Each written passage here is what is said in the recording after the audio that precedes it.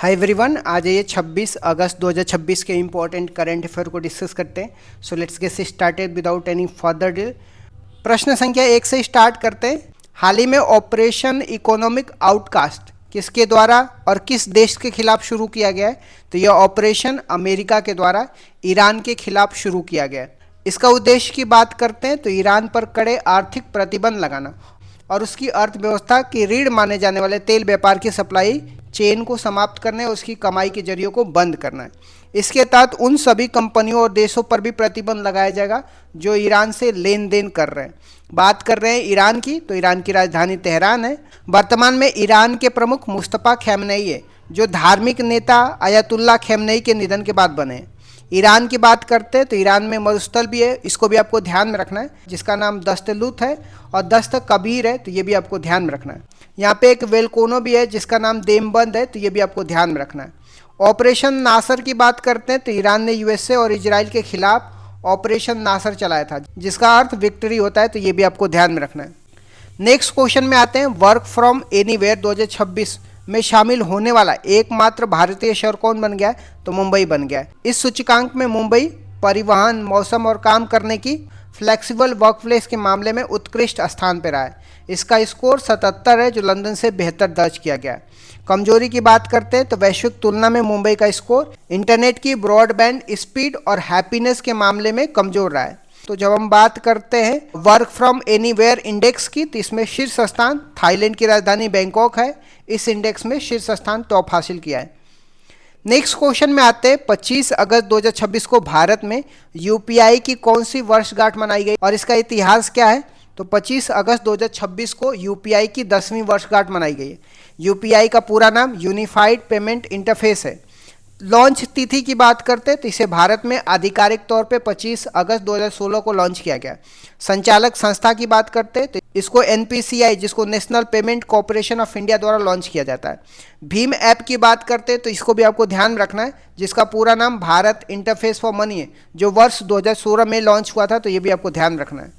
लेन then के record की बात करते हैं तो वित्तीय वर्ष 2025-26 के आंकड़ों के अनुसार भारत यूपीआई के माध्यम से 24,162 करोड़ ट्रांजैक्शन दर्ज किए गए।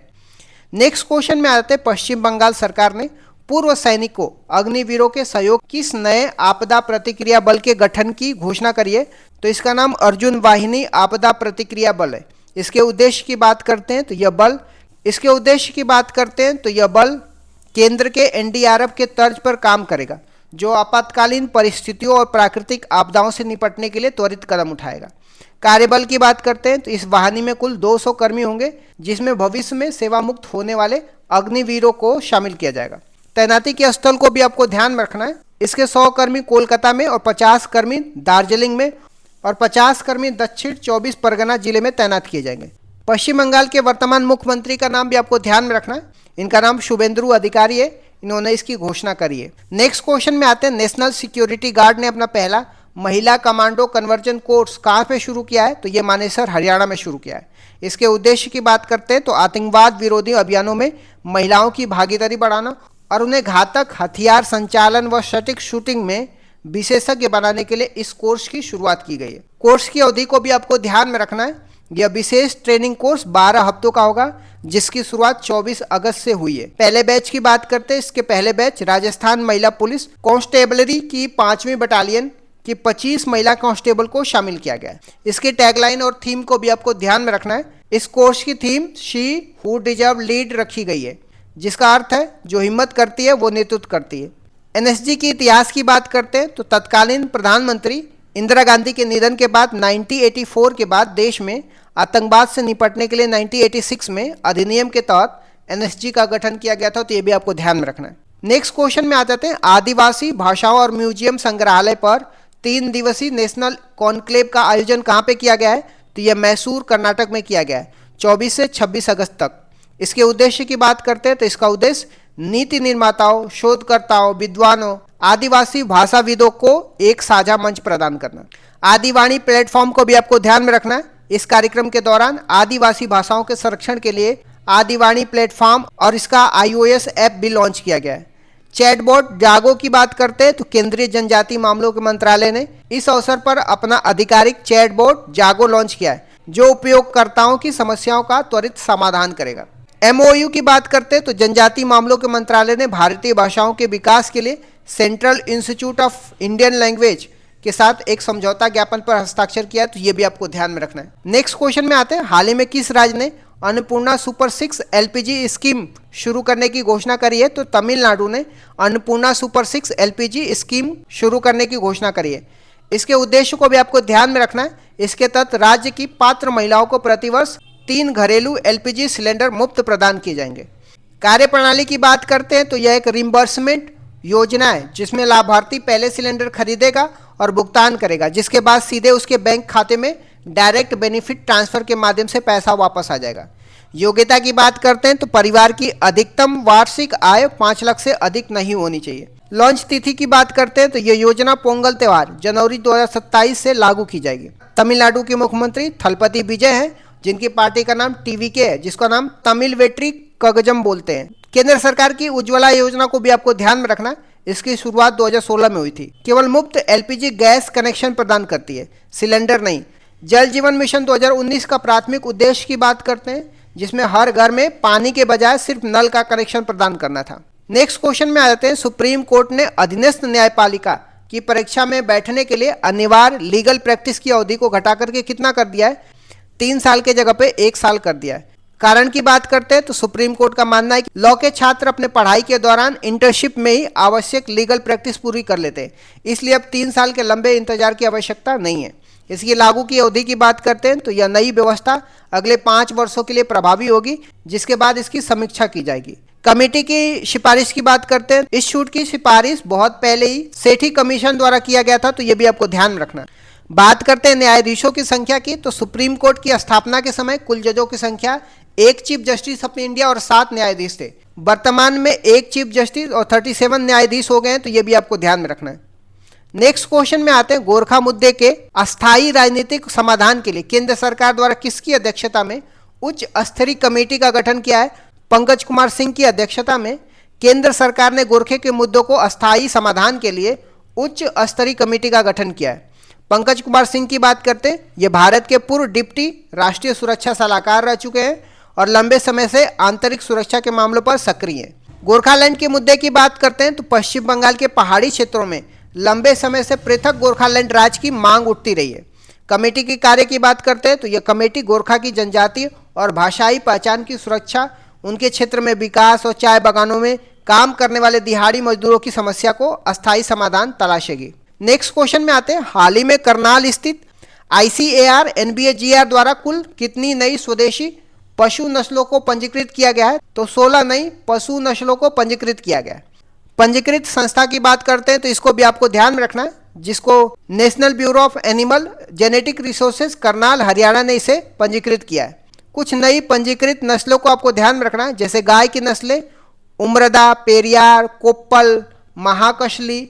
इसके साथ ही देश में पंजीकृत गायों की कुल नस्लों की संख्या 59 हो गई है। भेड़ की नस्लों को भी आपको ध्यान में रखना है, जिसका नाम मडगयाल, सीमांचली, कोबदेवोर, असोमी है।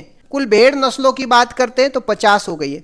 बकरी की कुछ नस्लों को आपको ध्यान में रखना है, जिसमें तोतापुरी हो गया, बतीसी हो गया। बतीसी मुख्य रूप से राजस्थान और यूपी में पाई जाती है। कुल बकरी की नस्लों की बात करते हैं तो 45 बकरी की नस्लें हो गई हैं। भैंसों की नस्ल की बात करते हैं तो गोमांचली, और कुल भैंसों की नस्लें 23 हो गई हैं। कुत्ता की नस्ल को भी आपको ध्यान में रखना है, जिसका नाम कोबई है। सुअर के नस्ल का नाम नाल है और घोड़ा की नस्ल का नाम कश्मीरी है।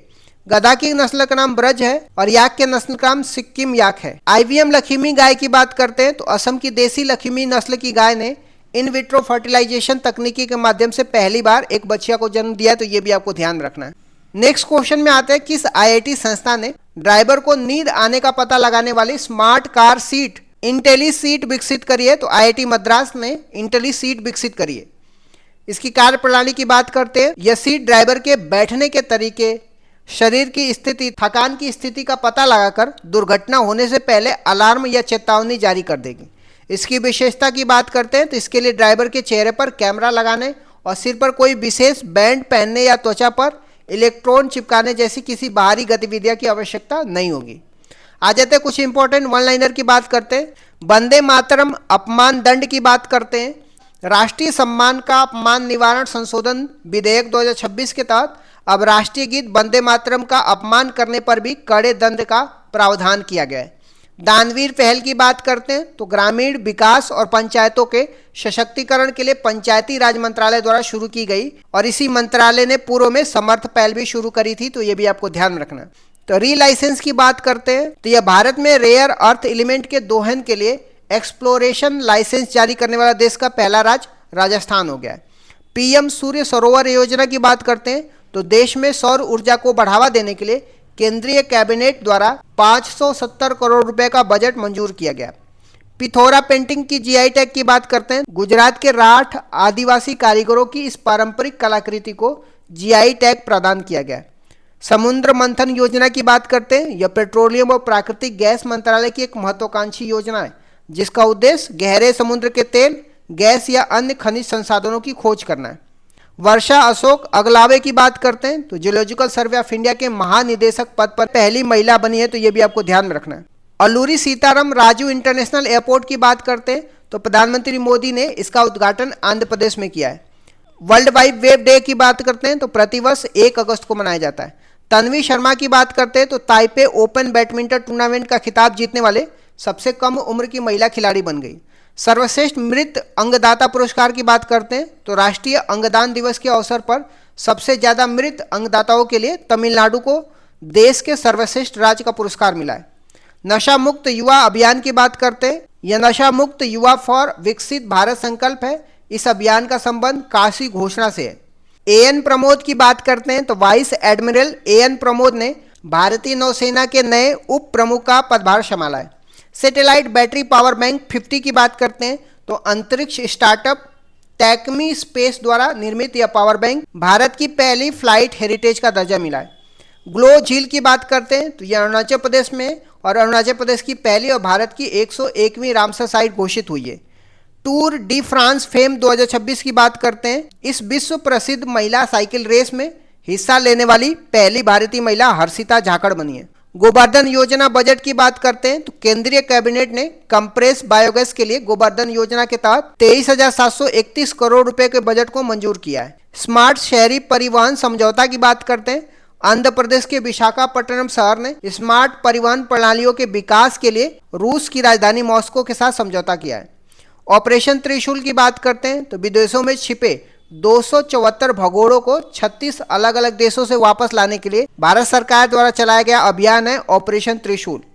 डॉक्टर एमएस स्वामीनाथन पुरस्कार की बात करते हैं। पर्यावरण संरक्षण के लिए दिया जाने वाला यह पुरस्कार तमिलनाडु के पेचियमल और गोविंदमल को संयुक्त रूप से प्रदान किया गया।